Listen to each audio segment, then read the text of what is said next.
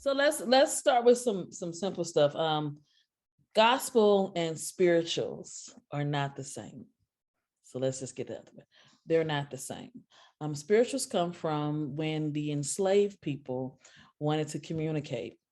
They created these songs so that they could communicate, and the people who enslaved them wouldn't necessarily understand what they were singing about. Okay, so a lot of call. So there are some similarities. It's a lot of call and response. Like I sing something and then you sing it after me and things like that.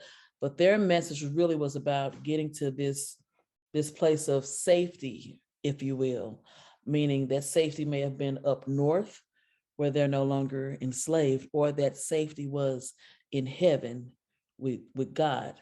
So they were no longer enslaved as well. But that was the mission. Gospel music came in the around the early, let's say around like 1930-ish, by a man named Thomas Dorsey. Thomas Dorsey was a blues jazz pianist who was hired by a church, and he infused all of these different styles of music into one. And a lot of people didn't like what he was doing because they was like, that music don't belong in the church. That's the music that they do in the clubs or whatnot. And so they really fought him on that. But his family was tragically killed. His wife and his son, I believe, were tragically killed, and he wrote Precious Lord. And that's where that came from. And Mahalia Jackson performed that song for him. Fun fact, Mahalia Jackson and I are cousins. It don't mean nothing now, but yeah, some type of way on my grandmama's side.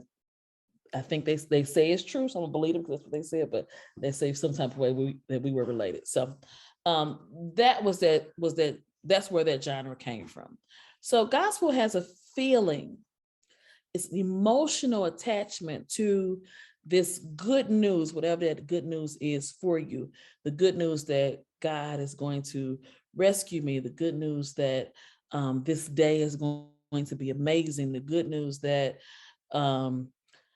this whatever struggle I'm going through is going to pass. There's always a message, and there's an emotional attachment that some people have to this music. So it's more of a feeling, not necessarily what's scored. Okay. And so I'm going to show you some examples of that, of just some gospel directing. And we're going to look at what these people, what they do, how they direct these songs. We'll look at Total Praise, because I know a lot of people sing Total Praise. But there are some things that I want you to know before we go into watching the director. There's a relationship between the conductor and whomever the band leader is. There's a relationship between these two people that we need to talk about. There's a relationship between the conductor and the choir. And then there's some preparation that you have to do to know where you're going and where this music is going. So let's back up to just regular gospel. I'm not talking nothing scored. I'm just talking about people who heard something on the radio. They wanted to program that with their choir. Okay. So let's just say I wanted to program Total Praise when Total Praise first came out.